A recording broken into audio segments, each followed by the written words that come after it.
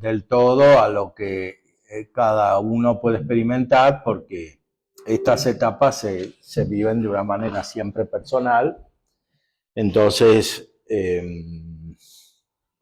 no es fácil reconocerse en el esquema, pero son los principios fundamentales. O sea, la primera etapa es aquella en la cual hay un desarrollo de la vida cristiana que corresponde fundamentalmente a la moralidad natural, pero con la ayuda de la gracia, porque la moralidad natural no se puede cumplir sin la ayuda de la gracia. O sea, no se puede ser buenos perfectamente si no está la fe y la gracia, aunque se puede ser buenos imperfectamente. Entonces, la primera etapa de la vida espiritual corresponde a aquella en la cual se desarrolla simplemente la vida moral. O sea, en que una persona, con la ayuda de la gracia y por tanto de la fe, es de verdad una buena persona, humanamente hablando. O sea, no cae en desórdenes graves como son el adulterio, el homicidio, el latrocinio, la ofensa a Dios, etcétera. Son personas buenas, humanamente buenas, pero esto con la ayuda de Dios, de la gracia, de los sacramentos. Sin los sacramentos, sin la ayuda de Dios, sin la oración, todo eso no se puede.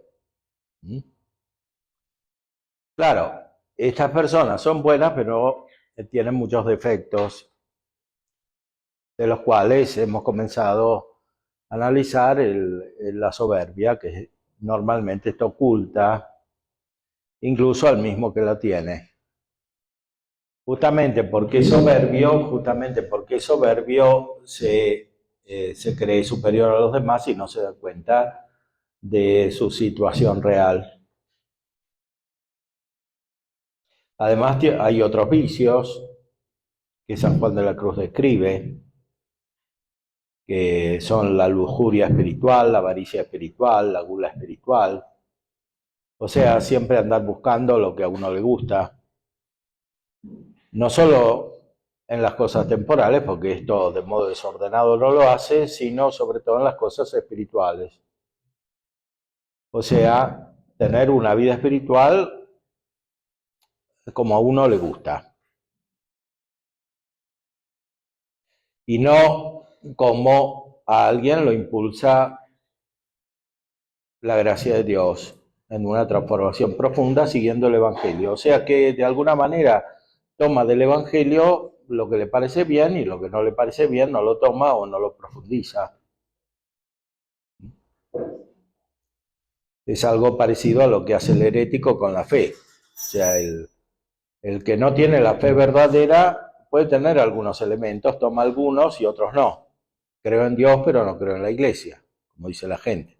Entonces, eso es una separación de la verdadera fe, una herejía. O sea, que cada uno cree según el criterio propio, no según lo que Dios dice, no según la revelación.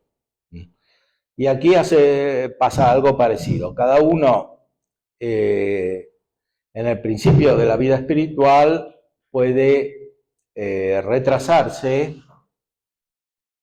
y no crecer porque elige los elementos que le parecen bien o que le parecen conformes con su personalidad y los otros los deja de lado.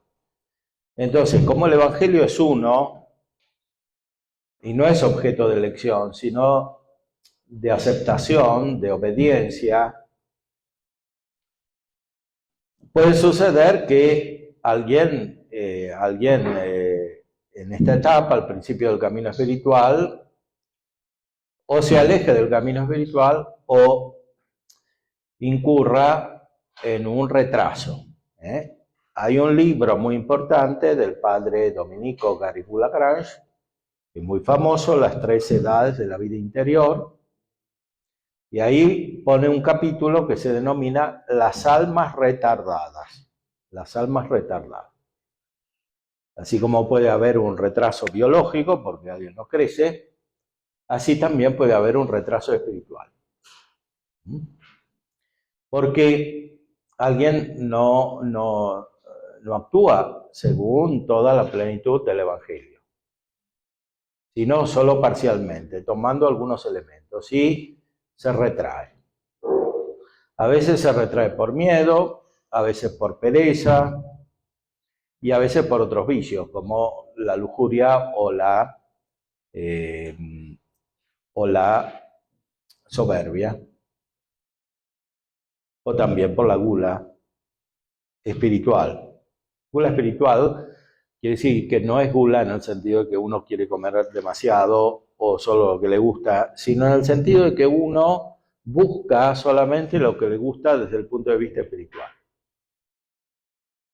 Entonces está pegado a algunos tipos de oración o de ejercicios espirituales y a otros no. Los elige él, según lo que le parece bien, según lo que le atrae. Y así sucede en general en todos los campos de la vida espiritual. Pero estas personas tienen vida espiritual porque no están en pecado mortal, o sea que siguen la razón. Sin la gracia no se puede seguir la razón. Finalmente, la conducta se aparta de la razón. Eso es lo básico de la moralidad humana. Seguir la razón. Ahora, como la razón está ordenada al fin, seguir la razón quiere decir caminar hacia el fin por medio de ciertos actos de la conducta moral, que se vuelve deleitable porque, como decían los filósofos, Aristóteles, la virtud hace que uno obre con más facilidad. Un acto es más virtuoso cuando a alguien le sale con más facilidad y con más gusto, no cuando le cuesta más. Esa es la visión moderna, protestante, de la filosofía kantiana, etc. O sea que la virtud es virtud porque cuesta, no es así. La virtud no es virtud porque cuesta, sino porque induce a una ayuda, a una conducta que es racional y por tanto conforme a la naturaleza humana, y eso es deleitable. Pero aquí no estamos hablando solamente de eso, o sea, de una persona que es virtuosa y cumple los mandamientos. Estamos hablando de un modo más perfecto de cumplir los mandamientos y sobre todo de actos sobrenaturales que superan la naturaleza humana y que no son solamente los de las virtudes. Sobre todo las virtudes que se pueden adquirir por medio de una vida virtuosa, esforzándose, imitando a las personas buenas. Claro, esto es más fácil en un ambiente donde las personas son buenas y no viciosas, ¿no? En un ambiente donde hay mucha delincuencia o hay mucha deformación moral es más difícil. Pero el hecho de que el acto sea virtuoso no depende de que sea fácil o difícil, sino de la naturaleza del acto. Y por lo tanto de la disposición que permite ese acto, que es lo que se denomina virtud. Ahora, las personas que tienen vida espiritual al principio dependen mucho del ambiente, o sea, en gran medida son virtuosas porque nacieron en ese ambiente. Si hubieran nacido en un ambiente más degradado, desde el punto de vista social, económico, moral, hay que ver si serían virtuosos.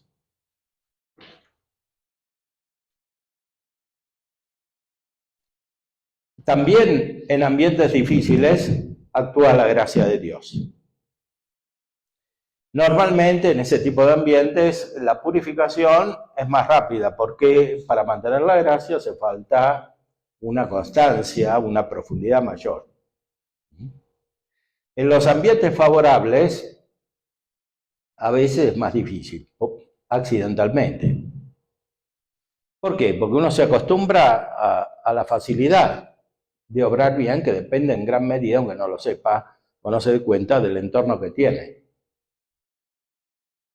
Está rodeado de personas educadas, de personas que están instruidas, de personas que tienen un cierto grado de vida espiritual, y todo eso favorece y ayuda. Pero cuando llegan las ocasiones difíciles, ahí se necesita otro tipo de ejercicio espiritual, de virtud.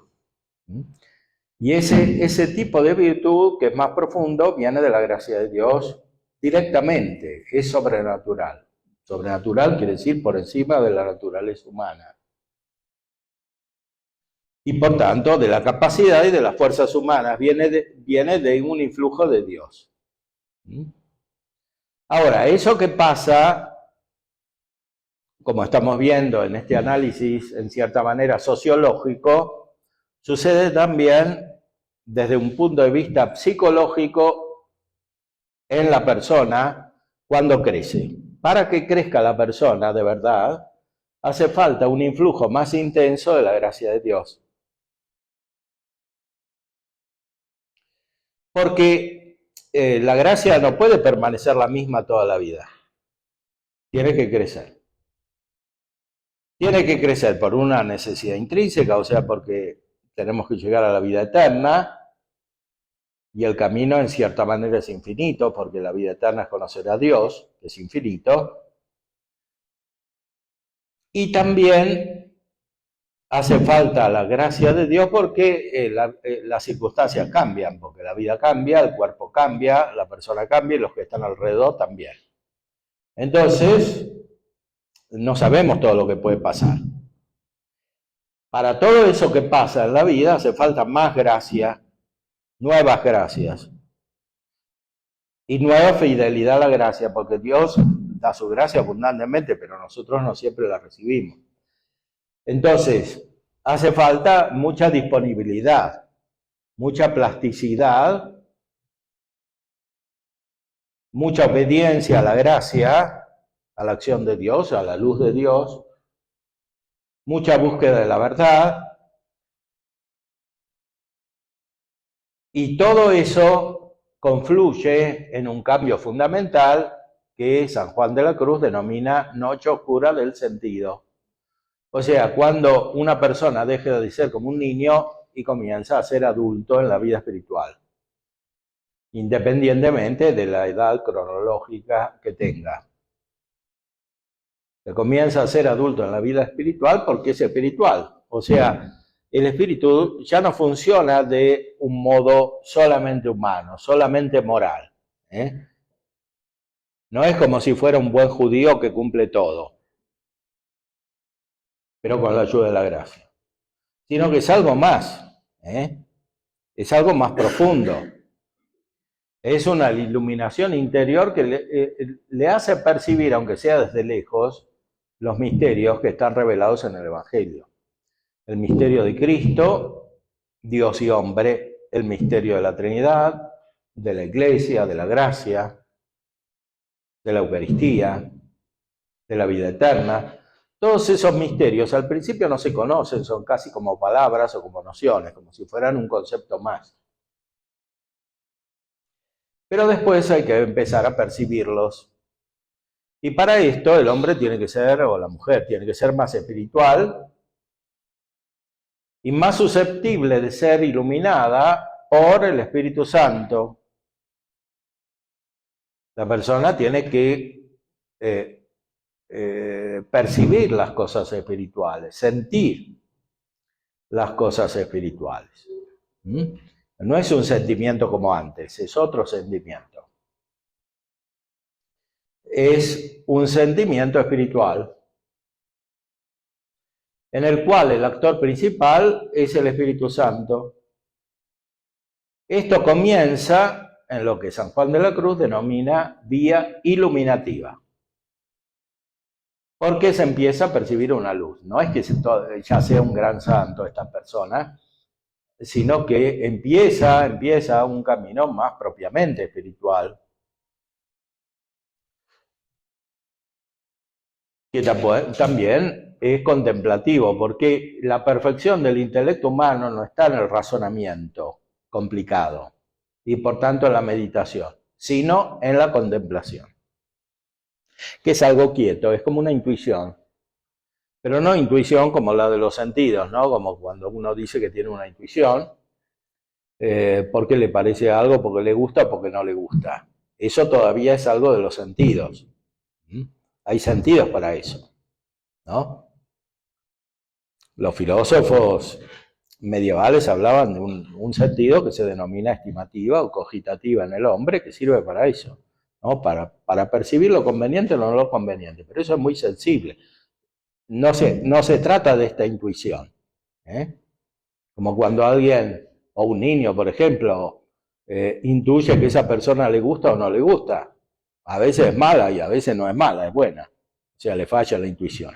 Entonces, eso es un sentido. Aquí se trata de una contemplación diferente, que es intelectual. Es el fruto de la evolución de la razón. La razón, como es imperfecta, es intelecto, pero imperfecto, no es como el de los ángeles, es complicado. O sea, necesita ir paso por paso. A veces poniendo ejemplos, a veces deduciendo, a veces induciendo, a veces comparando, a veces dejándose influir por el afecto, por la voluntad, para llegar a un conocimiento que es un conocimiento básico en el orden humano. Pero aquí estamos en un nivel superior. Ese conocimiento básico no es suficiente para percibir el sentido de los misterios revelados en la palabra de Dios. Recordemos que la palabra de Dios es el Evangelio principalmente, y el Evangelio es la gracia, o sea, es algo interior más que palabras y conceptos. No, el Evangelio no es fruto simplemente, ni es objeto simplemente de un análisis racional, de un análisis mental. Es algo que se experimenta, hay una experiencia espiritual. Para tener esa experiencia espiritual hay que cambiar interiormente, o sea, sobre todo la inteligencia se tiene que elevar.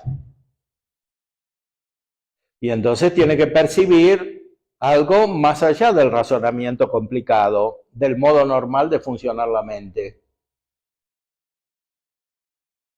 Eso es lo que los autores espirituales, y aquí San Juan de la Cruz, denominan vía iluminativa, porque la mente es iluminada. Una pregunta ahí, y es, ¿son momentos de iluminación o son una etapa? Las dos cosas. La etapa comienza en un momento y se acentúa en momentos.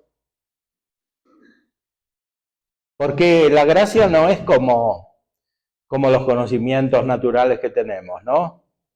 Por ejemplo, esa intuición de la que se hablaba antes, que es sensible, puede crecer o disminuir, puede desaparecer o cambiar. Aquí se trata de algo propiamente espiritual y propiamente divino. Como Dios es inmutable, Dios es eterno, es algo que no cambia, que es estable. Entonces, una vez que llega, se queda. Si uno no pierde la gracia, por supuesto, porque uno con actos voluntarios puede perder la gracia, sobre todo si está confundido en el camino espiritual, porque no lo conoce. Entonces se sale del camino, porque comienza a hacer actos torpes porque no entiende cómo es su camino.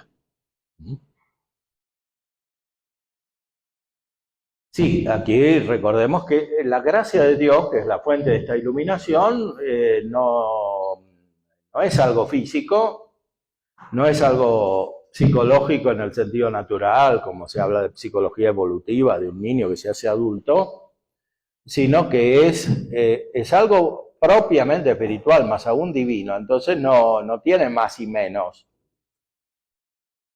O sea, cuando Dios lo da, se queda ahí. Y reestructura toda la personalidad, no porque elimine los elementos naturales, sino porque la hace funcionar, la hace operar desde un centro nuevo de realidad, desde efectivamente una realidad nueva. La gracia es realidad, es ser. Y la falta de gracia es vacío. Siempre queda el ser natural, pero deteriorado. La gracia es un nuevo ser, una nueva realidad, una nueva también verdad. como decíamos hoy. Es algo que existe de verdad. Entonces, la persona cambia, se transforma, se ilumina, se perfecciona. No desaparecen los elementos naturales. Si uno es mujer, queda mujer, y si uno es varón, queda varón. Pero si uno tiene ciertas cualidades, esas permanecen y se perfeccionan. Los vicios, en cambio, desaparecen o comienzan a desaparecer, o los actos malos. Entonces, todo eso provoca una transformación. Si alguien pierde la gracia, pasa lo contrario.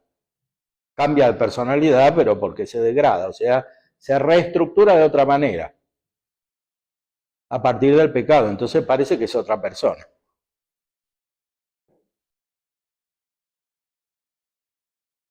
Pero no es otra persona, es la misma que en cierta manera se configuró de otro modo, por la ausencia de la gracia.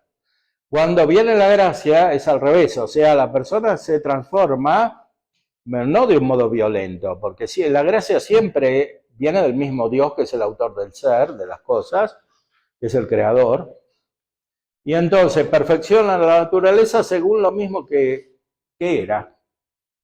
A veces esto pasa sin que se cambie ni siquiera de lugar físico. Una persona permanece en el mismo lugar, sigue haciendo lo mismo que antes, pero hay un cambio interior muy profundo. Porque es espiritual, no depende de las circunstancias.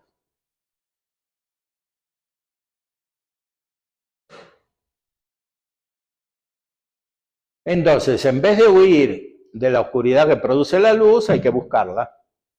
Entonces sería bueno orar, rezar para que uno tenga esta noche oscura, y no al revés.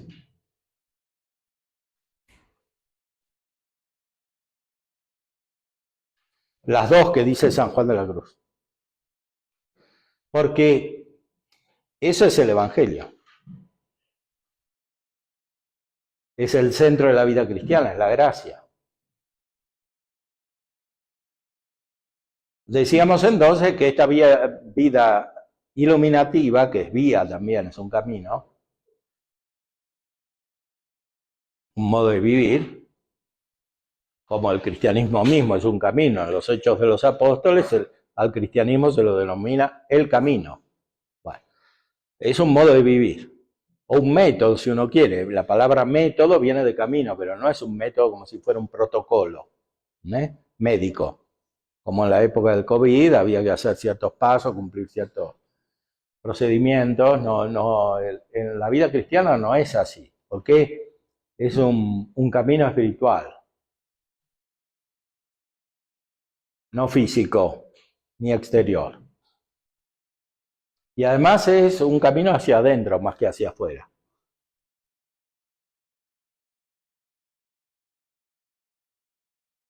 A veces no hay que cambiar nada de lo que uno hace hacia afuera, a veces sí, depende.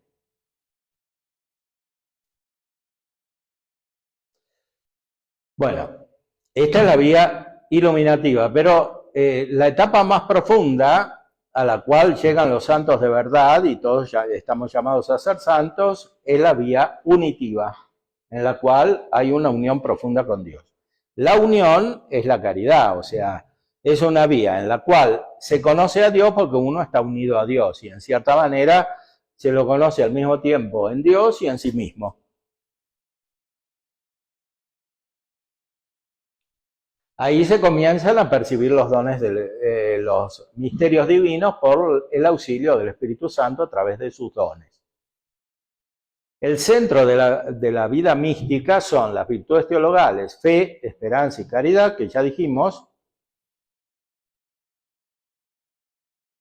ayudadas o complementadas por los dones del Espíritu Santo, sobre todo los más elevados y contemplativos, que son el de la sabiduría, el del entendimiento y el de la ciencia. Por el don de sabiduría experimentamos las cosas divinas con un gusto de ellas, percibimos los misterios. Por el don de inteligencia, de alguna manera los vemos, aunque en la fe, en la oscuridad de la fe. O sea, percibimos con claridad y juzgamos a la luz de esos misterios. Sobre todo en lo teórico, o sea, en la contemplación. Teoría quiere decir contemplación. Pero también en lo práctico. Los dones del Espíritu Santo guían, configuran la vida práctica desde la contemplación. Esto es lo más propio de los dones del Espíritu Santo, que son siempre contemplativos, porque el fin de la vida humana es la contemplación, o sea, la vida de Dios en la cual se participa, porque se está unido a Dios. Y el don de ciencia hace percibir las cosas a la luz de Dios. Por eso cuando empieza el don de ciencia a actuar más intensamente, alguien tiene tristeza de las cosas del mundo. Ya tuvo tristeza antes cuando empezó a actuar el don de temor del Espíritu Santo, que es el principio de todo, ¿no? Como dice el Salmo, el inicio de la sabiduría es el temor. Pero esto todavía es algo muy afectivo. Los que son iluminados por el Espíritu Santo, según el don de temor, movidos por el don de temor, por ejemplo, lloran, que es lo que dice el Evangelio, bienaventurados los que lloran. Pero eso es más inicial, es como una disposición. En cambio, el don de ciencia es contemplativo, o sea, hace ver las cosas a la luz de Dios y por lo tanto la vanidad de las cosas del mundo. Para percibir adecuadamente el Evangelio hace falta el don de ciencia, porque si no, uno ¿cómo hace para despreciar las cosas del mundo? Incluso las que son buenas. Despreciar no quiere decir que uno piense que son malas, sino que valen menos, o sea, tienen menos precio que las cosas divinas. Para vivir efectivamente el Evangelio hay que despreciar las cosas del mundo. Es lo que dicen todos los santos. Santo Tomás lo decía, San Juan de la Cruz lo dice aquí, y todos los santos dicen esto porque eso es el Evangelio. No es que ellos lo inventan, lo reciben de la palabra de Dios. Entonces, ¿cómo hace uno para despreciar las cosas del mundo? Las cosas del mundo es lo que a la mayor parte de la gente le gusta y busca, ¿no? ¿Cómo hace uno para despreciar las cosas del mundo? Tiene que tener una mirada especial y esa la da la gracia permitiendo actuar al Espíritu Santo, o sea que el Espíritu se une con nuestro Espíritu, dice San Pablo, para decir Abba, Padre, porque solamente ahí reconocemos al Padre, cuando tenemos al Espíritu Santo. Si no, parece que tenemos un Padre como los judíos, ¿no? En el capítulo 8 del Evangelio según San Juan, los judíos decían que su padre era Abraham. Pero Jesús les decía que no, que su padre era el demonio. Porque cuando uno se deja guiar por el naturalismo, por las cosas mundanas, finalmente cae bajo las trampas, el influjo del demonio. Entonces tiene una mirada espiritual al revés, negativa. Le parece bien lo que está mal y le parece mal lo que está bien.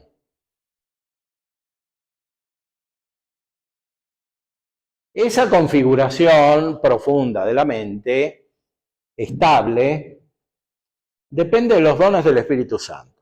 Los dones del Espíritu Santo los tienen todos los que están en gracia de Dios, ya desde el bautismo. El problema es que con tantos impedimentos que tenemos, el Espíritu Santo no los puede usar en nosotros. Salvo en algunas ocasiones un poco especiales, pero en general, habitualmente, esa mirada que viene del Espíritu Santo no la tenemos. Entonces, lo que hace esta transformación espiritual, ya incipientemente la vía iluminativa, pero sobre todo la vía unitiva, es dejarnos permanentemente bajo el influjo del Espíritu Santo. O sea, que nuestros dones, que los dones que ya tenemos, empiecen a ser instrumento del Espíritu Santo. O sea, que miremos con el Espíritu Santo. ¿Y qué mira el Espíritu Santo? Mira a Dios mismo. No es que está distraído mirando cosas mundanas. Esas las crea Él para que nosotros lleguemos a la misma mirada espiritual que tiene el Espíritu Santo en la Trinidad, en Dios mismo. O sea, todo sirve, pero sirve para usarlo y desprenderse. Sea lo natural, sea también lo sobrenatural, porque con lo sobrenatural pasa lo mismo, uno se puede apegar. Y como decíamos anteriormente, lo que uno percibe, lo que a uno le gusta o lo que uno ve no es Dios, es otra cosa siempre. Aunque sea un efecto de Dios.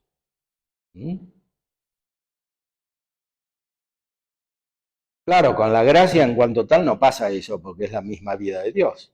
Pero aquello a lo cual estamos apegados no es directamente la gracia, sino sus efectos, sus manifestaciones, externas o internas. Pueden ser milagros externos, o pueden ser sensaciones o conocimientos espirituales, iluminaciones que tenemos, teóricas o prácticas. Para llegar a Dios hay que dejar de lado todo eso. Sin contar con el hecho de que a veces no vienen de Dios, sino de los ángeles buenos o de los ángeles malos. Y entonces, si son malos hay que dejarlos de lado. Y si son buenos también. Porque son instrumentos de Dios en un momento, pero en otro momento no sirve acordarse de eso que hicieron los ángeles antes. Porque ahora sirve otra cosa. Los ángeles y a veces las personas o quien fuere, o los ambientes o todo lo que nos ayuda. Siempre hay que ir más allá. A ver. No sé si vaya al caso la pregunta. Dice usted que no se acuerdan, no nos acordamos de lo que hicieron los ángeles, ¿no? Claro. Con los niños de Fátima, cuando vino el ángel, Sí. los sostuvo mucho, ¿no? Sí. ¿No convenía que se acordaran? Bueno, si después se acordaron era para el bien de la iglesia, pero no quiere decir que ellos en su propia vida espiritual personal tenían que estar siempre fijados con la aparición del ángel, ¿no? La Santísima Virgen con el arcángel San Gabriel se acordaba, ¿no? Claro.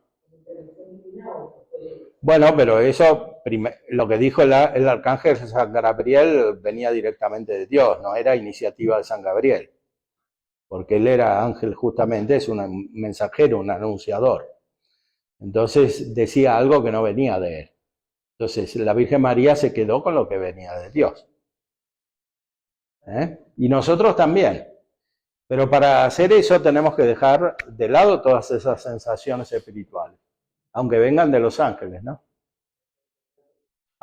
Sin contar el hecho de que muchas veces pensamos que son los ángeles buenos y son los malos. Entonces San Juan de la Cruz, pero San Ignacio también dice lo mismo, mejor dejar de lado todo. Sobre todo en el camino espiritual más profundo. En la vida práctica a veces hay que ponerse a discernir si vienen los ángeles buenos o malos. Pero tampoco es el método principal de discernimiento. El método principal es la luz de la revelación, que es esta que estamos diciendo, que nunca es contraria a la razón, porque la razón viene de Dios en nosotros, y la propia razón, justamente porque viene de Dios. Entonces no podemos discernir algo que sea irracional, ¿no? Como a veces se hace, ¿no? Gente divorciada y vuelta a juntar que dice, bueno, que con un discernimiento percibió que sí, que tenía que comulgar igual, ¿no? Ese es un falso discernimiento. O sea, un discernimiento no puede ir nunca contra la razón natural. No solo contra la revelación, contra la razón natural. Si hay algo contra la razón natural, quiere decir que ciertamente es falso. Falsa la conclusión de ese discernimiento.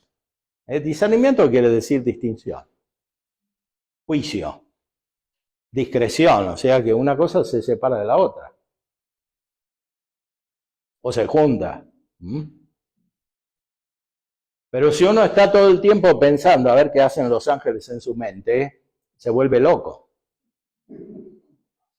Porque deja de pensar. O sea, eso produce perturbación psíquica. Si se absolutiza. Todo el tiempo analizando a ver cómo me siento, si me mueve el ángel bueno o me mueve el ángel malo. Además de que induce a un subjetivismo extremo. Le dejas tiempo a la inteligencia, Claro. estar dispuesto a lo verdaderamente esencial. Exactamente, sí. Sí, a ver, Padre Alfonso. Padre Ignacio, hablamos de temáticas sobre la espiritualidad y la gracia. En tu experiencia personal como sacerdote, ¿algún caso pueda compartir de falta de discernimiento entre si era una noche oscura buena, inducida por el Espíritu para purificar no sea los sentidos, sea el Espíritu, y o bien que fuera lo contrario, ¿no? El discernimiento no ha hecho, no tienen a los ángeles malos, el Espíritu maligno, y estas confusiones que puede haber en las almas, para discernir si es una noche oscura espiritual querida por Dios, una noche oscura en la que nos sumergimos nosotros mismos muchas veces por nuestra falta de discernimiento, por nuestra vida de pecado, por nuestro no querer atacar la voluntad de Dios en nuestra vida. Un ejemplo Bueno, hay ejemplos en la vida consagrada, en la vida religiosa, y también hay ejemplos en la vida matrimonial. O sea, hay muchos discernimientos en la vida matrimonial que terminan en un divorcio. Entonces, y a veces son los psicólogos que hacen de ángel malo que los ayudan a discernir esto. Entonces,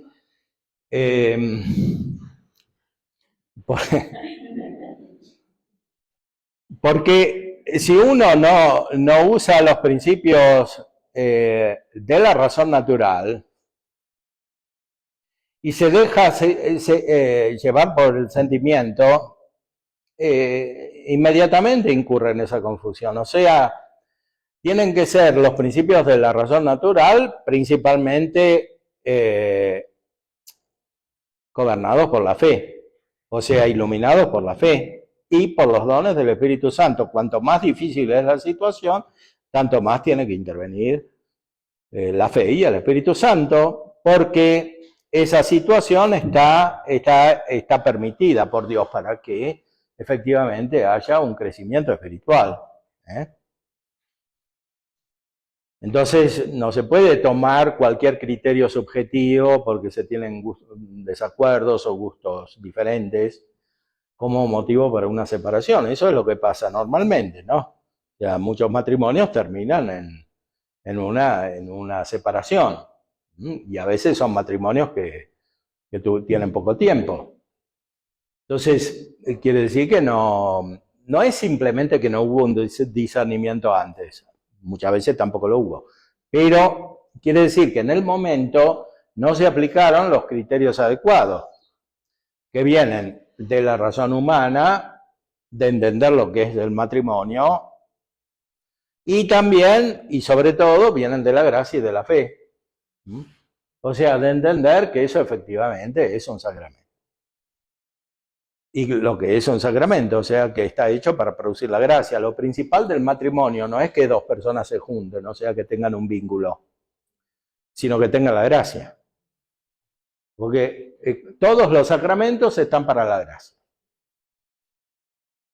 O sea, uno no se casa para estar seguro de que está con el otro, uno se casa para tener la gracia.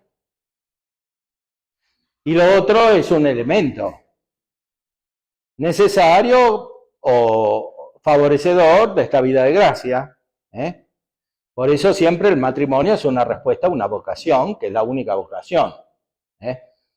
Este es otro problema, bueno, después lo podemos iluminar, pero hoy el concepto de vocación se dio vuelta. Entonces, en vez de ser la vocación algo que hace Dios, o sea, una llamada, es algo que hace la persona, aunque es la persona, ¿no? Cada uno tiene vocación. Alguno tiene vocación para la cocina, el otro tiene vocación para los deportes, el otro tiene vocación, bueno, o sea, se llegó a la inversión extrema de la noción de vocación. Vocación es lo que a cada uno le gusta, ¿no?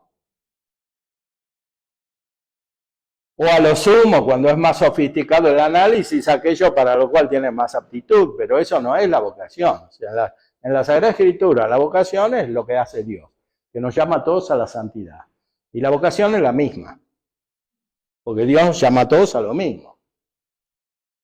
Entonces, todo lo otro son caminos de respuesta que dependen fundamentalmente del estado espiritual de cada uno, según lo que estamos diciendo, del sentido de su evolución espiritual, y también depende de su respuesta libre a la gracia.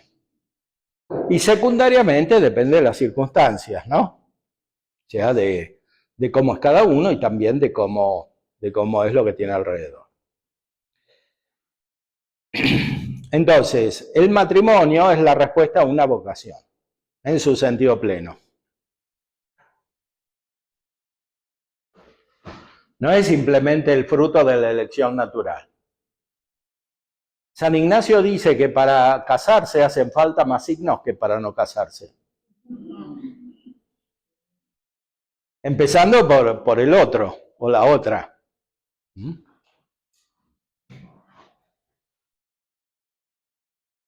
¿Por qué? Porque intervienen más elementos naturales, claramente, ¿no? O sea, normalmente uno se casa cuando es joven, porque el matrimonio se determina como tal porque está dirigido a los hijos, a la procreación de los hijos, ¿no? Pues de otra manera es una especie de amistad, sí, el matrimonio es amistad, pero es una amistad específica, que tiene un sentido determinado, por la naturaleza y por la gracia. Porque podría haber muchos otros tipos de amistad, ¿no? Incluso entre varón y mujer, pero esta es una amistad específica, que está dirigida a la procreación. Entonces, eso requiere elementos naturales. Normalmente uno se casa cuando es joven, porque si no, no puede tener hijos y además no tiene fuerza para criarlos, ¿no? Pues hace falta fuerza física también. Además, intervienen muchos otros elementos, porque normalmente se tienen que casar personas que tienen una cierta afinidad espiritual e intelectual, porque de otra manera no pueden desarrollar la amistad, ¿no? Pues la amistad se funda sobre una comunicación. Entonces, si no tienen nada de lo cual hablar, porque están en mundos diferentes, ¿cómo se pueden hacer amigos? Bueno, la gracia perfecciona la naturaleza.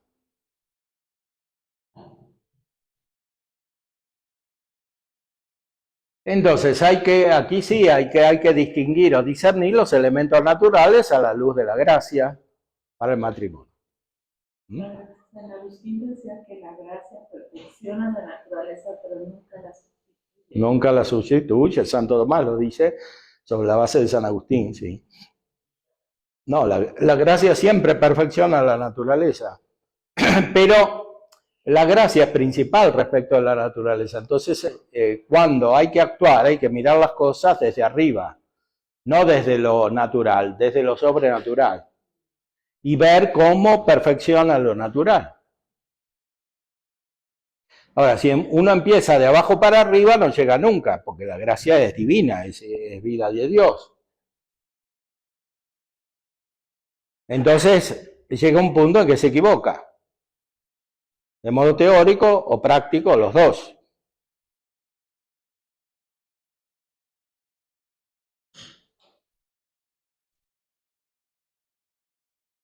Bueno, y en la vida consagrada pasa lo mismo. Hay gente que se va de los conventos,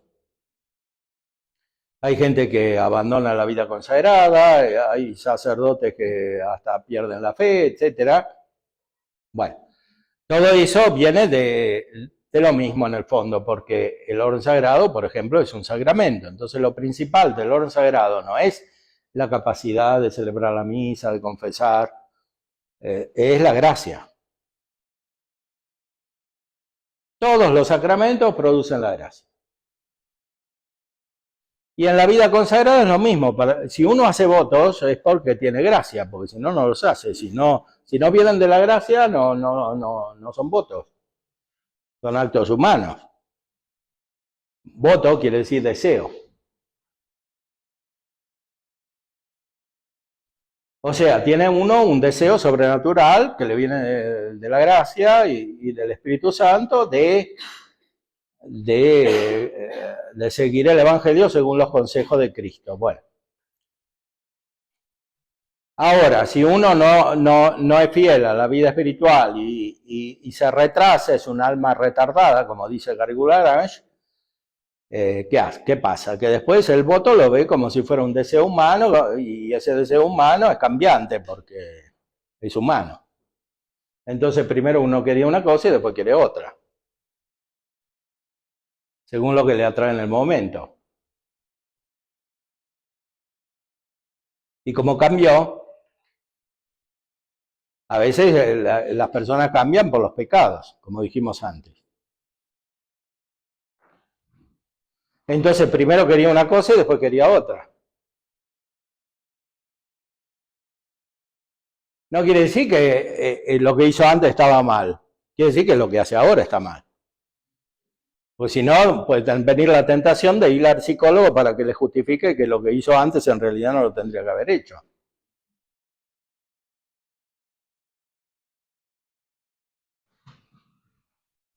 Porque todo es parte de eso que dice San Pablo en la carta a los romanos, ¿no?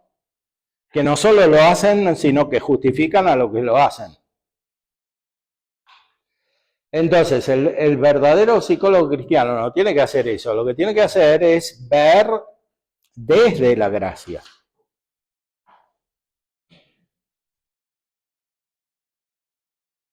No simplemente desde la naturaleza y menos todavía desde las teorías equivocadas sobre la naturaleza.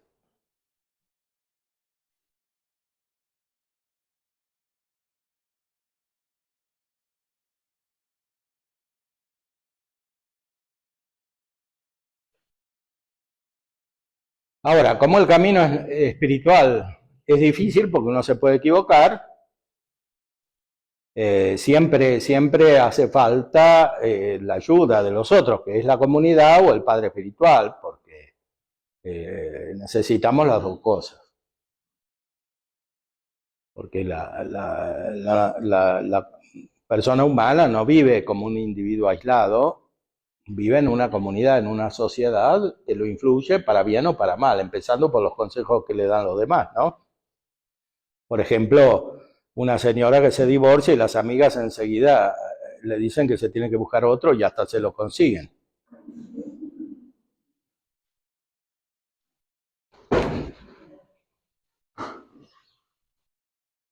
Bueno, eso es pensar desde la naturaleza caída. Y hasta le pueden conseguir el psicólogo o la psicóloga, ¿no? Además del candidato. Entonces, para que el paso no sea tan traumático.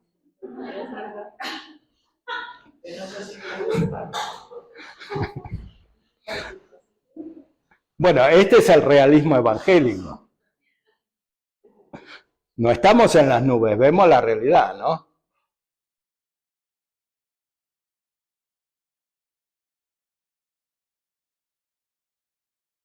Bueno, muy bien, no sé si está claro lo que preguntaba. O sea, si lo tuviera que sintetizar, digamos así, son tres. Sí. Tres etapas. Sí. Purificación, iluminación, unión. Exactamente. Sí. Y en el medio puede haber épocas de crisis que San Juan de la Cruz denomina noche oscura. Por supuesto, esto es como un esquema, después hay que aplicarlo a la vida personal porque hay muchas variaciones, ¿no? La primera implica meditación y las otras dos contemplación. Exactamente. Pero la segunda es una contemplación que es más natural que sobrenatural, en cierta manera, aunque ayudada por la gracia. En la segunda etapa es como si uno se convirtiera en un buen filósofo, pero con la ayuda de la gracia. Es lo que decía Isabel, le refería de una cita que les hacía en la mañana, padre, de que más allá de la oración como simple rezo. Ella habla de la oración como contemplación. Claro. Entonces dice que sobre todo, a través de la oración profunda, podemos descubrir a la Santísima Trinidad Sí. en nuestro interior, la vida de la gracia divina, nuestra alma, pero necesitamos esta atención. Ella habla muchas veces de atención. O sea, requiere esfuerzo, como usted ahora decía, ¿verdad? Porque son cosas que se perciben en un silencio muy profundo interior del alma. Claro, ese esfuerzo ya está hecho cuando una persona decide entrar en un convento tan estrecho, de tanta clausura como es el Carmelo, ¿no? Sobre todo en esa época. Entonces, ahí es el recogimiento que dice San Juan de la Cruz. A la gente recogida le pasa más en breve, porque claro, hay que tener mucha energía, mucha claridad para hacer un paso como ese, ¿no? Entonces, pero aunque ese paso tampoco es suficiente, porque también puede haber dentro de los conventos o del Carmelo, o cuando estaba Santa Teresita, gente que es imperfecta, ¿no? Entonces que no crece en la vida espiritual, incluso ahí dentro, y eso dice San Juan de la Cruz, le sirve a los otros, ¿no? Porque uno entra al convento, dice él, para que los otros le den martillazos y lo...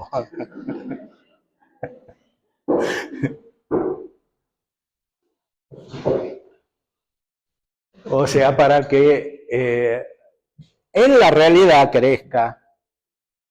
Sí. San Pablo, por ejemplo, no vive así como en este orden. Pasos, esta etapa, ¿no? Estos 3 pasos de la vida. Bueno, en sus obras aparece que lo pasó porque primero se convirtió, entonces tuvo que pasar del judaísmo, o sea, él cumplía la ley, pero cuanto más la cumplía, más malo se hacía. O sea, él es el centro de su doctrina, o sea que no basta ser judío y cumplir la ley para salvarse. Hace falta la gracia y encontrar a Cristo. Entonces, él lo encontró porque se le apareció en el camino de Damasco. Pero no se fue enseguida a misionar, se fue al desierto, ¿no? Estuvo en Arabia 3 años, dice. Y solo después fue a ver a los apóstoles a Jerusalén, y no los vio a todos, vio a algunos. Y a partir de ahí, sí, empezó a crecer. O sea, hicieron lo que le dijeron los apóstoles, que lo mandaron a los gentiles, no a los judíos. Y después tuvo esas experiencias extraordinarias, espirituales, que son la base de toda la mística. San Pablo es el modelo de los místicos, de Dionisio, de San Juan de la Cruz, y es el modelo de los místicos como San Agustín, que se convirtió también. Sí, el jaloneo, pero no se hizo místico solo por eso, sino por todo lo que tuvo después, porque él dice que de repente fue elevado al tercer cielo, ¿no? Eso es la vía unitiva. O sea, cuando fue al desierto es la vía iluminativa. ¿Se puede decir, padre, que puede ser una conversión con violencia y el proceso de transformación del proceso, ¿no? De vivir todo eso. Sí, proceso, pero no como los otros, no es un proceso humano, es un proceso en el cual se crece cuando Dios da su gracia de repente. O sea, cuando Dios ilumina, no es algo continuo. Porque eso es lo propio de lo natural, de la naturaleza humana, ¿no? Que es propio de la vida corporal, ¿no? Con los árboles, que primero son semillas, después pequeños y después son grandes. Hay un proceso continuo. En la gracia no es así, porque es algo divino, no, y es espiritual, no crece de esa manera la gracia.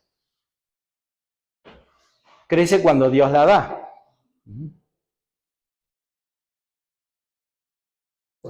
Y ahí en San Pablo se ve claramente, ¿no? Que primero se convierte, deja de perseguir a la iglesia, es obediente, cuando antes hacía lo contrario, ¿no? Va, le pide consejos a los cristianos, a Ananías, etc.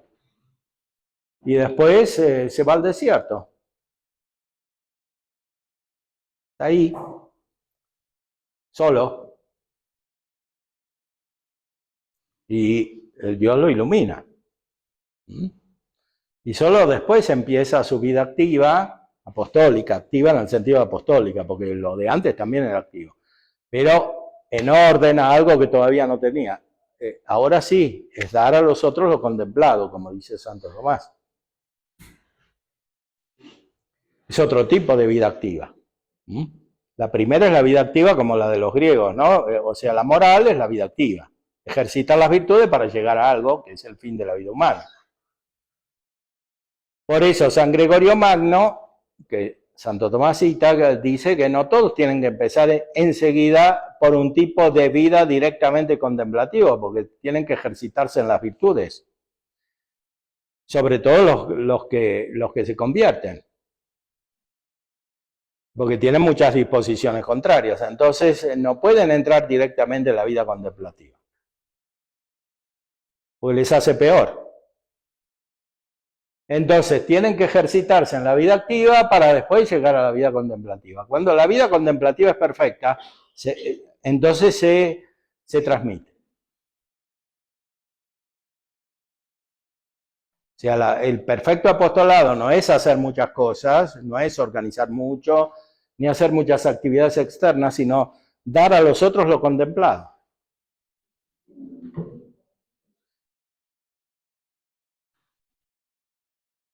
Padre, entonces el primer cielo es el y después el tercer cielo que dijo es cuando ya es la unión. Bueno, es una buena interpretación, sí. Claro, porque cuando se convirtió empezó de algún modo a estar en el cielo, pero no tan perfectamente. Y después Dios lo iluminó y después llegó al tercer cielo, sí. A la unión mística con Dios, ¿no? Vivo yo, no vivo yo, es Cristo que vive en mí. Decía él. Es el espíritu que se une a nuestro espíritu y clama a Abba Padre. Porque a veces llamamos a Dios Padre como si fuera otro Padre, como los que conocemos, pero Dios es el Padre.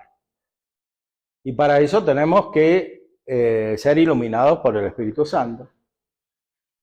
¿Qué es lo que debería suceder en la Eucaristía, en la misa? Todas las oraciones de la misa están dirigidas al Padre. Desde el principio hasta el final. Alguna vez aparece alguna dirigida al Hijo, pero todas son dirigidas al Padre. En el Espíritu Santo. Porque si no está el Espíritu Santo, no percibimos al Padre, de verdad. Lo percibimos como si fuera un padre humano y a veces como si fuera malo, ¿no? Como dice Freud.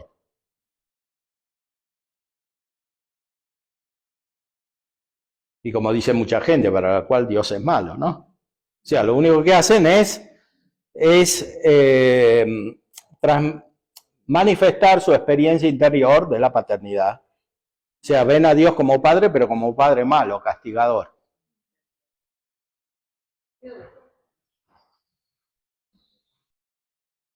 Entonces, San Pablo, iluminado por el Espíritu Santo, percibía de verdad la paternidad de Dios.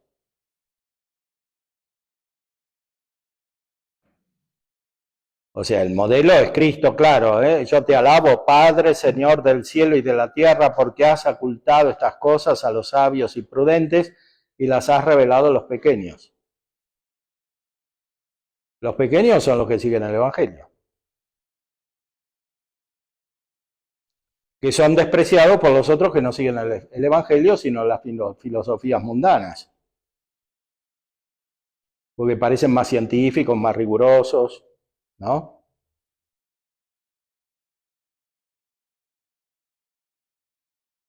Como pasa permanentemente, sobre todo en las ciencias humanas, en la filosofía, en la psicología, ¿no? Que parece que los otros son más serios, porque ellos se lo creen, pero uno no se lo tiene que creer. Y el Evangelio de San Lucas dice que esto lo dijo Jesús lleno de gozo en el Espíritu Santo. Es una experiencia trinitaria y una revelación de la Trinidad. Bueno, San Pablo recibe algo de eso que tenía Cristo y lo expresa en sus cartas.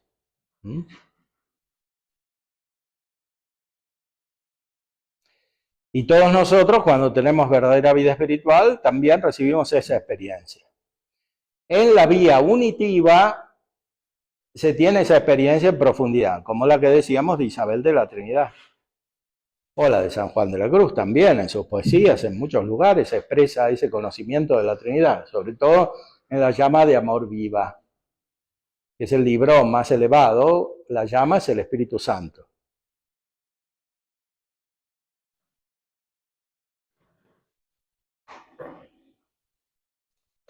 Todos los santos llegaron a la vía unitiva, porque están perfectamente purificados e iluminados. Y otros que no están canonizados también. Entonces, ese es el término de la vida espiritual. Por eso este padre arintero, dominico, decía que la vida cristiana común es monstruosa, porque está lejos de este misterio. Y a veces está hecha al revés.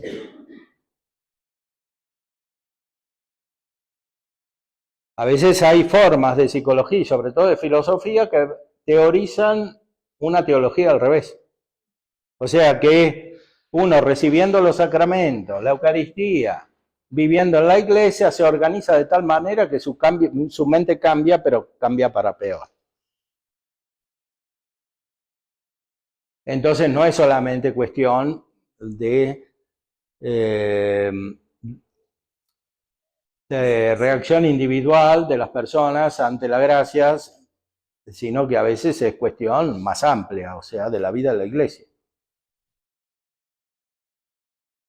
¿Que ayuda o no ayuda?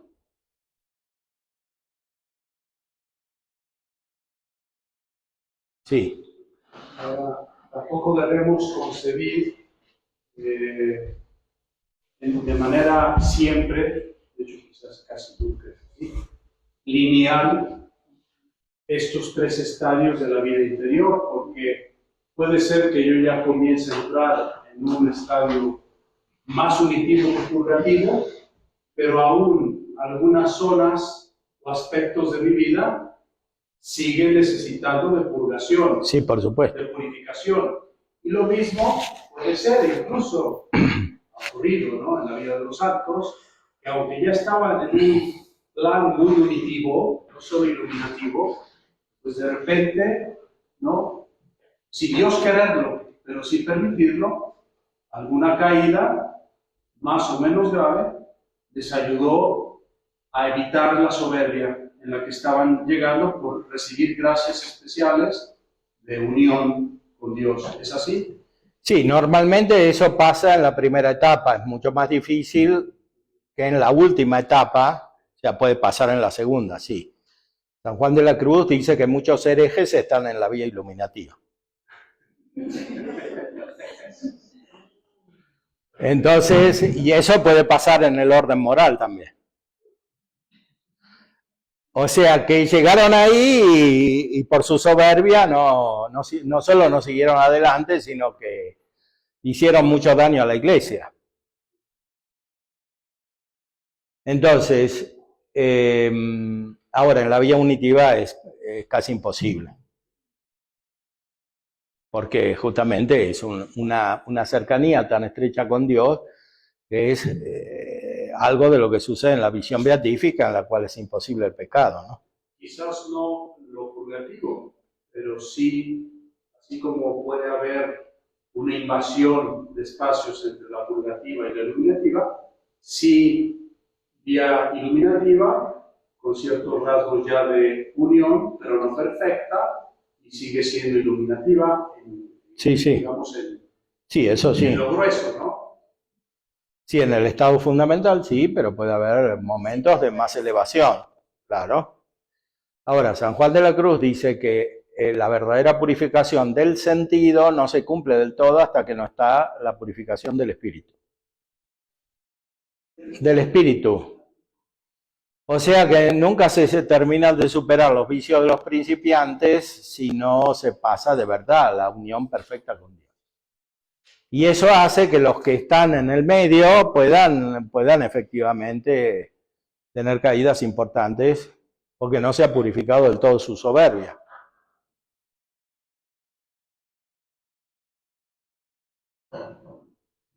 Recordemos que muchos de los grandes herejes eran obispos o sacerdotes.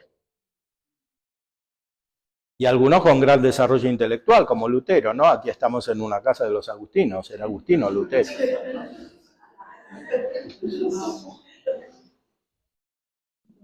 No lo digan mucho a las madres agustinas. No, bueno, pero tienen al Papa ahora. Sí.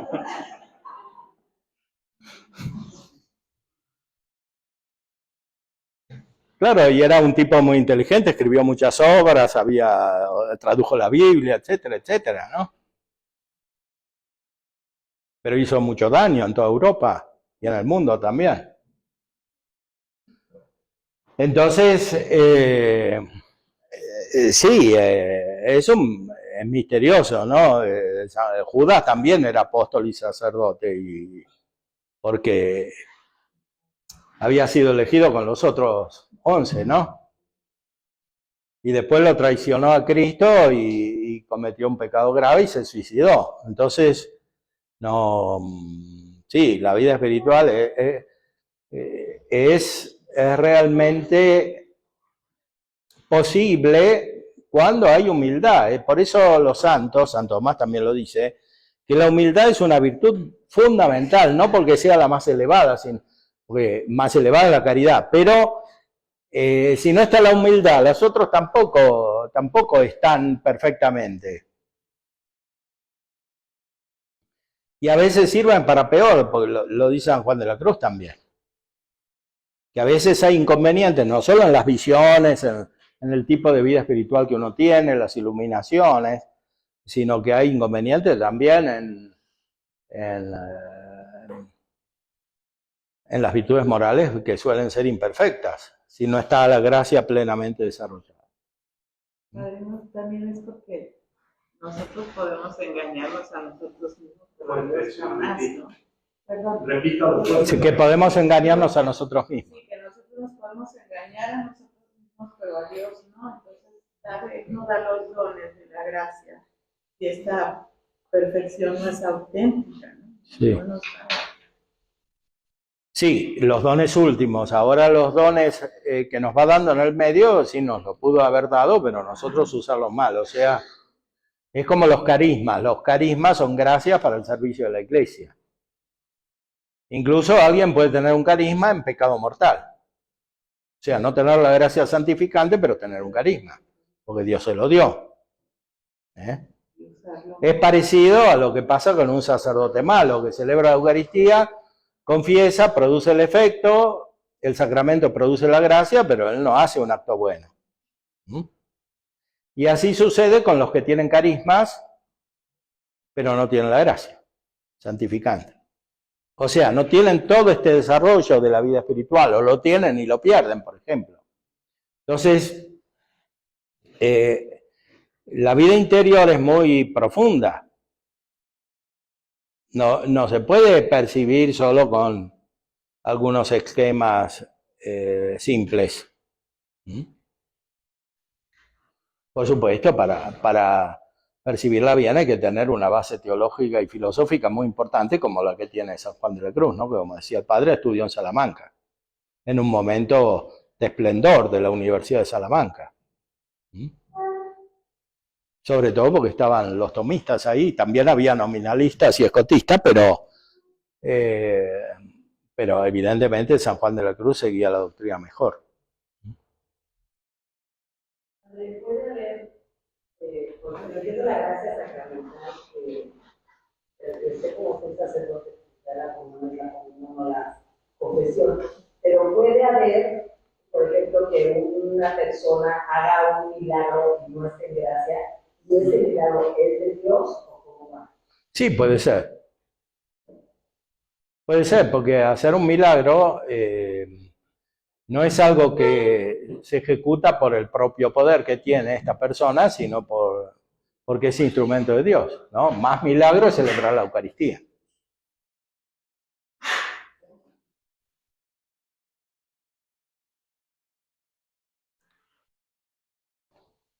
¿Religiosas? ¿Alguna pregunta? ¿Qué están llevándose? ¿Cómo sienten la enseñanza, el curso, matemática? ¿Está siendo útil para su vida religiosa, para crecer, la contemplación? No hemos escuchado a la religiosa.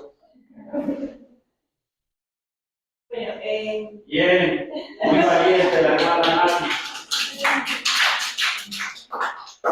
Pero sí nos ayuda muchísimo, yo creo que nosotras de esa manera u otra estamos también creciendo en esta vida espiritual y hemos experimentado muchas de las etapas que necesitamos. Lo que yo sí veo, por la práctica de hoy, es que en la vida religiosa actualmente está permeada también por toda la enseñanza de la psicología, de las ciencias humanas. Claro. Y eso está muy bien, porque hay elementos muy válidos, pero que nos crean confusión. Sí. Pensaba, ¿no? Ahora, muchos religiosos están muy depresivos. Muchos religiosos tienen depresión, muchos religiosos se van a casa de esposo. Hay una mezcla de todo. Y cuando el padre decía, es una noche oscura, ya muchos de nuestros hermanos que van más adelante en la vida religiosa, a los más jóvenes de pronto no nos dicen, es que es una noche oscura, es que es para que crezcan. No, entonces se crea esa confusión y con la mayoría sí, hay el psicólogo y terminamos creando una gran confusión en este crecimiento de las diferentes edades. Eso por un lado, ¿no? Porque lo veo en la vida religiosa. Sí.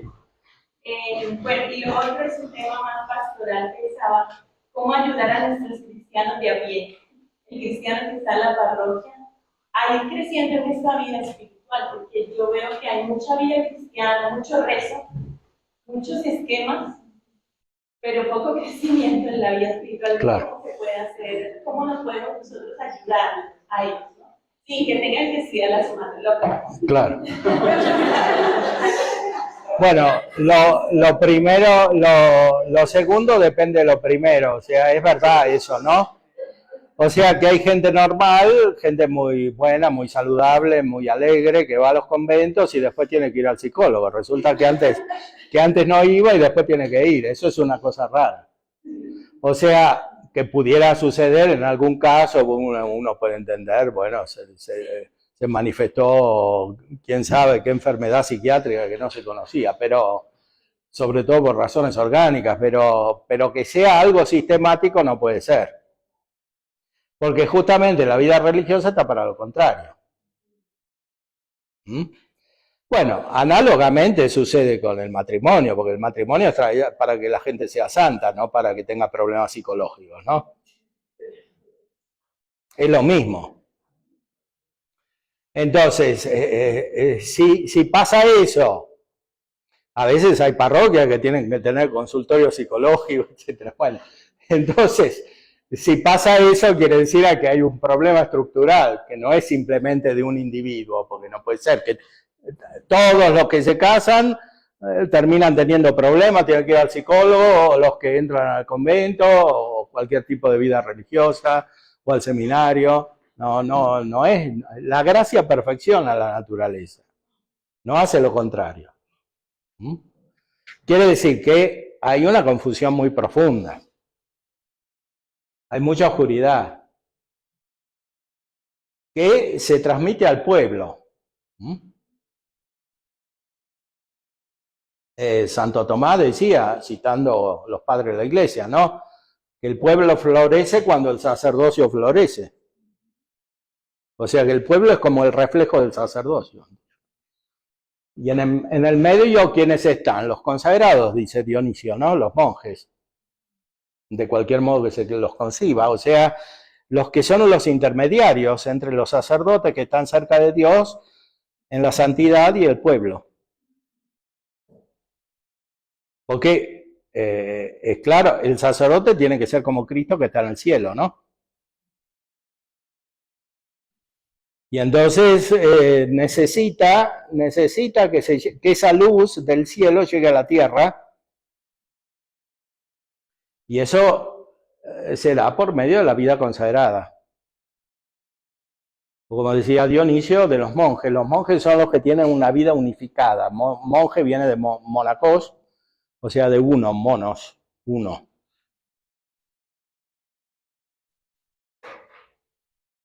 Entonces se transmite lo que está en lo alto hacia el pueblo, que tiene que ser purificado. En cambio, ahora pasa al revés, ¿no? O sea que los religiosos y los sacerdotes van al contacto con el pueblo, y en vez de purificar al pueblo, es el pueblo el que transforma a los monjes y a los sacerdotes, ¿no? Es justo lo contrario. Sí, hermano. También la falta de testimonio de nosotros, ya sacerdotes como religiosos, a veces también afecta al mismo pueblo, y ellos dicen, y eso que es religiosa y se porta así, y eso que es sacerdote y protesta así. Entonces también eso está afectando a la falta de testimonio. Sí, claro, por supuesto. Eso siempre es así, siempre fue así, pero ahora se agrega este factor que es la confusión doctrinal. Entonces, cuando la formación se basa sobre principios equivocados, sobre todo en la filosofía moderna, termina sucediendo esto, porque la filosofía moderna tiene una gran fuerza espiritual negativa, pero la tiene, unida a un gran desarrollo racional, aunque no sea correcto. Entonces, si no se supera esto, no hay manera de vivir bien la vida de la iglesia y de transformar al pueblo. Porque la filosofía moderna está hecha para transformar al pueblo. Entonces, la iglesia se convierte en un instrumento de esta visión moderna del mundo. O sea, en vez de vivir los sacramentos según su sentido original, se transforman los sacramentos en una especie de inversión de los sacramentos, o sea, funcionan al revés. En vez de producir el desarrollo de la vida espiritual, producen lo contrario. El sacramento del orden, el sacramento del matrimonio y los otros también. Esto, por supuesto, los filósofos modernos ya lo pensaron. Lo que pasa es que uno se tiene que dar cuenta. Y no seguir haciendo las cosas casi por defecto, automáticamente, como si fueran a dar el mismo resultado, haciendo el resultado diferente, haciendo lo mismo, ¿no? No puede ser eso. Si seguimos haciendo lo mismo, va a seguir pasando lo mismo. Entonces hay que cambiar. Y lo primero que hay que cambiar es el pensamiento, que es lo principal en la vida humana, sí. Y en la iglesia, por supuesto. Claro que yo estoy de acuerdo en lo que se nos ha transmitido, pero también nosotros como los consagrados jóvenes vemos que nuestra actualidad pues no es el mismo ambiente que nuestros fundadores o que nuestras hermanas mayores entraron al convento para vivir estas tres etapas. Claro. Porque realmente la base fundamental de toda vocación son las familias. Y yo creo que desde la familia, o sea, empezamos a vivir esa etapa de iluminación con su testimonio y la manera en que nos van forjando a una vida cristiana. Ciertamente, ahora las madres jóvenes no tienen este fervor que nuestras hermanas mayores recibieron de sus padres. Ahora, pues, desgraciadamente, lo hemos comentado con algunas personas, la tecnología del celular desde muy tempranas edades de un ser humano ha afectado muchísimo para que también la gracia actúe dentro de cada ser humano, porque vemos y gracias a Dios con la gracia multiplicante que se nos da a través del bautismo, pues tenemos esa gran oportunidad de ser parte de esta magnífica unión ya dentro de una gran familia que es la iglesia, pero la purificación debe estar en la formación y estar viendo que para lo que los jóvenes es bueno, pues para los hermanos que ya van avanzadas en en las etapas de formación, pues no es tan bueno. Entonces entran los choques, y creo ahí que es la disfunción de las tres etapas, que ya no se logra la misma unión o el mismo objetivo de un carisma específico para poder perfeccionarse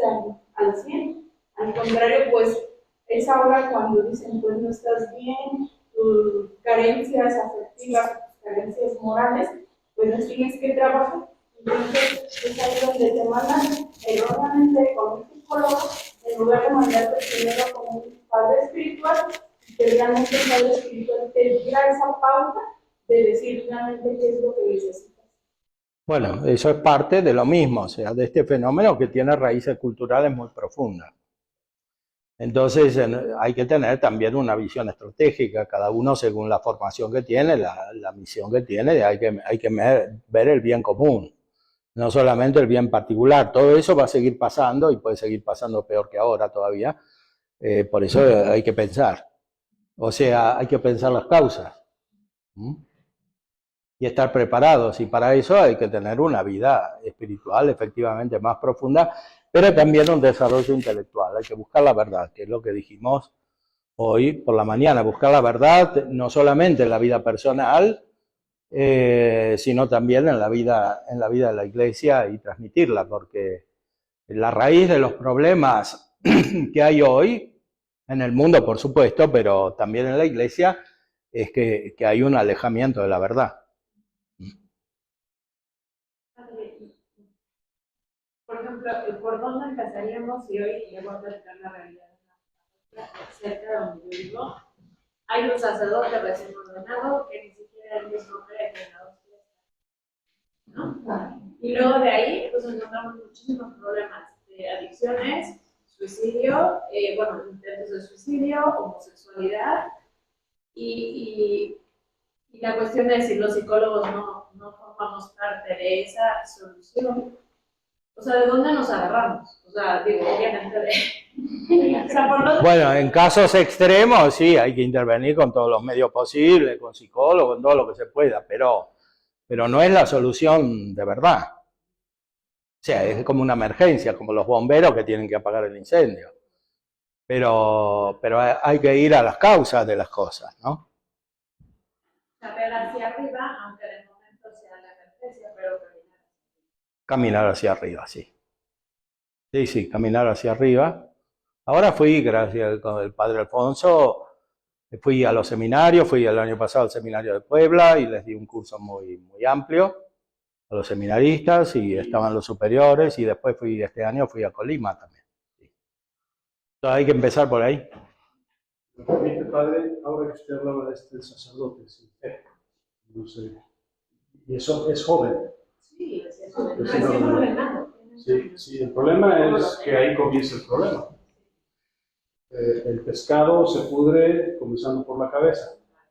Entonces, hace 3-4 días se suicidó un sacerdote en Italia, ha sido una noticia mundial, sobre todo en Italia, y hay en la especulación. Bueno, 35 años. 35 años, hay una noticia que dice verdades, ¿no? Dice que ha conmovido a la iglesia, toda Italia, el hecho de que un sacerdote joven, casi recién ordenado, pocos años de ordenado, ¿no?, con toda la ilusión de comerse al mundo por amor a Cristo, se quite la vida. Después pone algunas causas. Primero dice el vicario, ¿verdad?, que bueno, es un misterio, no podemos juzgar a un suicida ni a nadie, que el último juicio, el dueño de los corazones, solo es Dios, ¿no? Entonces, pero empieza a hablar de cómo es posible que una sociedad no se da cuenta de los enfermos o los que padecen una debilidad mental, que está en riesgo esta persona, por qué no abrimos los ojos, qué pasaría con este sacerdote, igual estaba muy cansado y nadie le ayudó. Habla después de cosas reales, ¿no? Que quizás el trabajo lo agobió, que quizás no le comprendieron, que quizás los parroquianos no cuidaron a su sacerdote, no se preocuparon por él, estaba muy solo, es el caso de tantos sacerdotes. Yo llevo 10 años trabajando en seminarios y con sacerdotes diocesanos. Y todo esto lo conozco perfectamente. Nuestros hermanos sacerdotes diocesanos están muy solos, ¿no? y además con muchas tentaciones tan solos. Los arropan muchas veces muy poca gente y a veces viven una soledad mortal, diría yo. Una enfermedad mortal. Pero, y luego vienen algunas posibles causas, los obispos que no abren los ojos, que no piden a sus sacerdotes, o que les dicen, vete tú allá y tal, nunca los escuchan, simplemente les mandan, y serán estas cosas, ¿no? Pero en ningún momento, ¿no?, dice esto que yo le contesté al padre que me lo mandó, al monseñor que me lo mandó. Es un escrito bien escrito, bonito, donde se preocupa, le duele que un sacerdote se haya quitado la vida. En Brasil, hace pocos años, hubo varios en el año que se quitaron la vida. Y yo le pregunto al Señor, qué pena, profunda pena, que descanse en paz. Encomendaré en la misa su alma. Pero después vamos a preguntar, pero también hemos de preguntarnos, ¿hay vida de oración, vida interior, vida sacramental, vida mística en los sacerdotes? ¿Somos hombres de Dios antes de ser hombres para los hombres? Porque este es el problema. Conozco muchos que no se van a quitar la vida, pero que viven una doble vida. Y que al obispo no le queda otra más que aceptar y tolerar las situaciones, porque si no se quedan tantas parroquias sin cura. Y es algo real de hoy en muchas diócesis de México, para muy mal. Pero ¿qué hemos hecho en los seminarios? ¿Dónde está la responsabilidad de los obispos que deberían cuidar sus seminarios como la niña de sus ojos, como dice San Juan Crisóstomo? ¿Por qué aceptamos a quien llega y sin decidir bien la vocación de las personas? Este cura, que no cree en Dios, no decidió bien, no digamos sacerdocio, su fe católica. Porque no es cuestión de inteligencia, no es cuestión también, pero sobre todo es una cuestión de fe. O crees o no crees. ¿Tienes fe o no la tienes? No puedes decir que lo tienes a medias, porque si no, no es fe. O crees todo el paquete de la fe católica, lo que nos enseña, ¿verdad?, la Iglesia, Cristo, después a través de su esposa la Iglesia, o no tienes fe. Y hoy hay tantos católicos que algunas cosas las aceptan, otras no. Quizás hasta aceptan que Cristo vive realmente en nosotros. Pero no aceptan el hecho de que la Iglesia diga que el matrimonio es para siempre. Porque Mr. Freud, o el padre espiritual Freud, dice que no es así. Porque si te están arruinando la vida, ¿por qué sigues ahí? Pero depende. En muchas ocasiones yo mismo, el padre mismo y la Iglesia, recomiendo una separación. Evidentemente, también hay el otro caso, ¿verdad?, el otro extremo, de quien piensa, porque no está bien formado, que tiene que aguantar de todo. Cuando Dios le dice, oye, ámate a ti mismo también, un poquito, ¿no? Pero el tema es que no hemos comprendido que la fe es radical y es completa. O aceptas todo lo que te enseña la Madre Iglesia, lo que te enseña, ¿verdad?, lo que siempre he enseñado, según la palabra de Dios, la tradición milenaria de la Iglesia y el magisterio, y subrayo una palabrita que es importante, señoras, consagradas, religiosas. Magisterio perenne de la Iglesia. Porque si a mí me vienen a enseñar algo y no está de acuerdo con lo que siempre en 2000 años ha creído la Iglesia sobre el matrimonio, sobre la homosexualidad, sobre tantos temas que ahora los traemos confundiditos en la Iglesia, entonces no solo puedo no creer algo que me están enseñando en contra de las fuentes de la fe, de la revelación, debo no creer, debo no aceptar. Como es el caso del último documento, el último, de la doctrina de la fe. Que todos los obispos, las congregaciones, las confederaciones episcopales de África dijeron en bloque, nosotros no lo vamos a hacer. Porque eso no va de acuerdo a la palabra de Dios, no va de acuerdo a lo que siempre enseñó la Iglesia, no va de acuerdo al catecismo de la Iglesia Católica del 92. Es el último gran compendio de nuestra fe. ¿Cómo lo vamos a aplicar? Respuesta de Roma, Ah, no, bueno, si ustedes creen que por cuestiones culturales todavía no están a la altura de nosotros europeos, más o menos es lo que viene a decir con otras palabras, entonces ustedes pueden lo aplicar. Oye, eres quien rige la fe católica, quien vela por el depósito de la fe.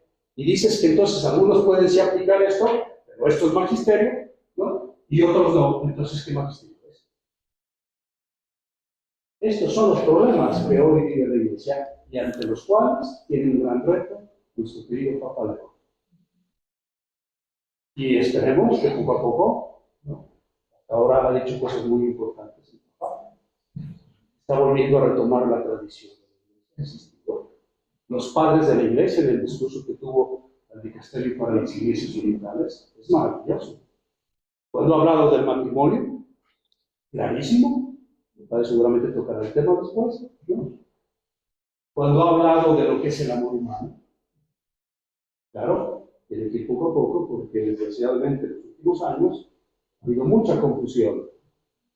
Y ha habido mucha gente que no piensa como piensa la Iglesia realmente, metida, infiltrada, buscando otra finalidad. Pero no es la verdad completa, la verdad revelada, la verdad que ha guardado la tradición por 2000 años. La verdad que los santos padres, la mayoría obispos, la mayoría canonizados, y muchos de ellos mártires por la fe, dieron la vida por la verdad. Y en estos años hemos buscado subterfugios, justificaciones, en ciertos casos, cuando no se puede, pero el mundo está herido, y por lo tanto hay que ir hasta las periferias, porque, pero espérate, está bien que hay que ir por todos, pero sin disminuir la verdad que salva. La verdad que salva. Ahora, no se puede discutir, o creemos en que la verdad ha sido revelada plenamente, absolutamente, sin marcha atrás, ni marcha para adelante, porque es la plenitud de los tiempos, en Jesucristo, o no creemos. Ese es el punto. Pero como dice el Padre, estamos en unos tiempos hegelianos, que le damos la vuelta, somos idealistas, nos buscamos razones y tal, y a la hora de la hora, al pan, pan y al vino, ¿qué dice el Evangelio? Maestro. Y es que sabe que, padre, hay mucha gente confunde la obediencia y cree que debe de obedecer cuando algo no está en la verdad. O sea, no hay el raciocinio de pensar que lo que se debe obedecer es la verdad. ¿Qué les ha dicho el Padre todo este día? La gracia no puede contradecir la razón, porque la gracia perfecciona la naturaleza y nosotros somos de naturaleza racional. Entonces, por eso cuando todo un bloque de cientos de obispos, la salvación ahora vendrá de África. Porque nosotros ya trasroscamos la tuerca, los europeos nos creemos por encima de la verdad, por lo que nos parece. No es así. Y Latinoamérica es reflejo de Europa. Entonces, ¿qué es lo que tenemos que hacer? Lo que dice San Pedro en el segundo discurso, gran discurso de la resurrección de los Hechos de los Apóstoles. Primero está obedecer a Dios que a los hombres. ¿Usted qué cree? No, me parece muy bien, estoy de acuerdo. Los padres nos llaman desobedientes, cismáticos, o sea, cuando por decirle. Se nos coló una cismática, señora Gaby. Por ejemplo, cuando si juzgar, pues ya damos por sentado todo eso, pero, por ejemplo, las bendiciones homosexuales, si nos oponíamos, porque ni modo que les da bendición a los ladrones y van a seguir robando, lo mismo que la bendición homosexual, ¿no? O cuando, por ejemplo, que cada quien sabe si recibir la Santa Eucaristía en su estado, que a lo mejor no es únicamente en gracia, lo que usted quiera.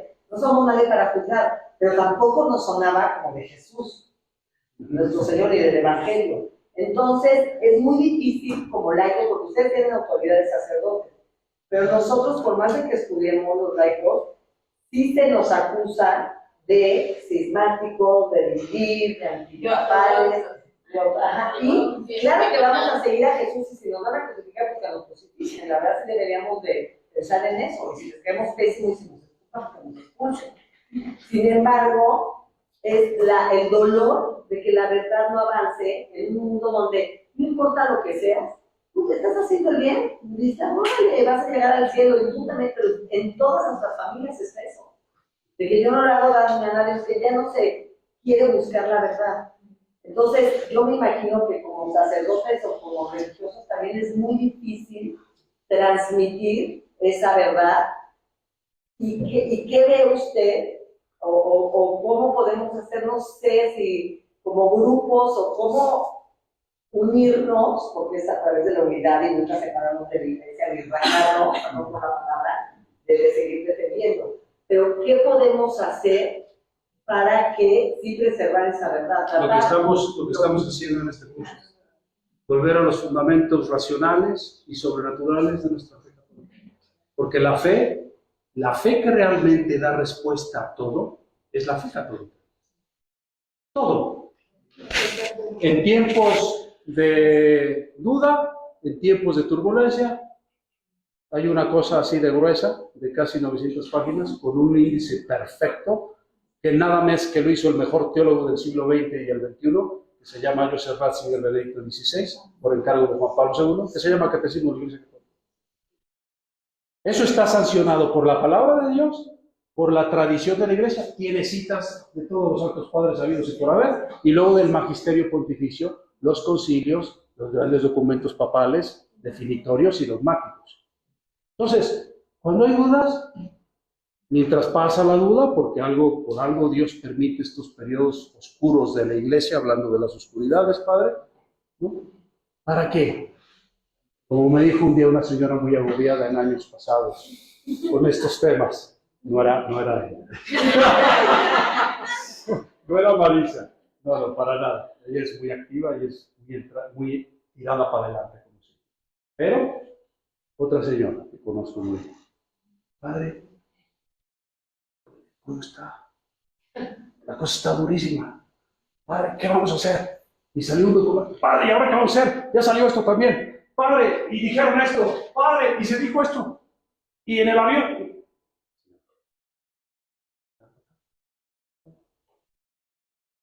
Y se calmó. Y un día me dijo, Padre, ya le entendí. ¿Qué me entendió? Que llevamos muchas veces y que me entienda.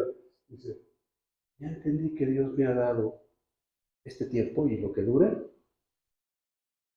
para estudiar mejor mi fe católica en el catecismo de la Iglesia. Ya lo entendió usted y ya lo entendí yo también. Pero no sé usted qué añadiría, Pablo. Pero también hay que respetar el respeto a la liturgia. ¿Cómo?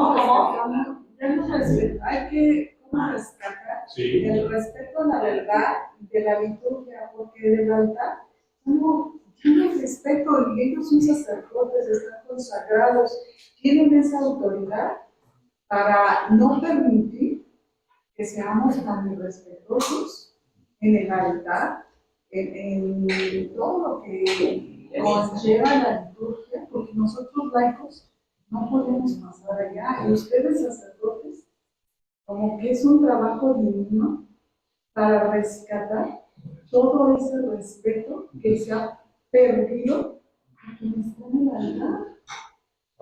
Sí, bueno, eso es parte de la crisis general, ¿no? Porque si no se conoce el sacramento del orden, como no se conocen los otros, el matrimonio, el bautismo, etcétera, la confirmación, todo eso está muy lejos, ¿no? Hace falta una labor cultural muy amplia, no se pueden resolver estas cosas en pocos días, ni en pocos meses, ni en pocos años. Hace falta un trabajo muy intenso, muy inteligente, y cada uno tiene que desarrollar su posibilidad, ¿no? Por supuesto, tiene una responsabilidad el Papa, otra los obispos, los sacerdotes, pero también en el orden de la vida de los laicos, en la medida en que hay una preparación, un ambiente cultural, una posibilidad de misión, hay que asumirla, ¿no? Muchas veces en todo este tiempo de crisis son los que más han hablado, son los laicos, ¿no? Entonces, Porque el problema fundamental que hay ahora es filosófico, ya no es la fe, porque ni siquiera la razón se respeta. Entonces, en eso todos tenemos una misión. ¿Mm?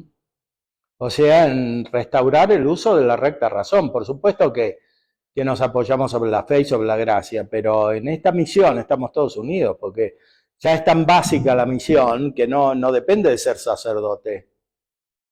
O sea, depende de que cada uno haga lo que tiene que hacer, porque el problema no son los sacerdotes solamente. Yo toda la vida enseñé en universidades donde los que mandan son laicos y mandan mal.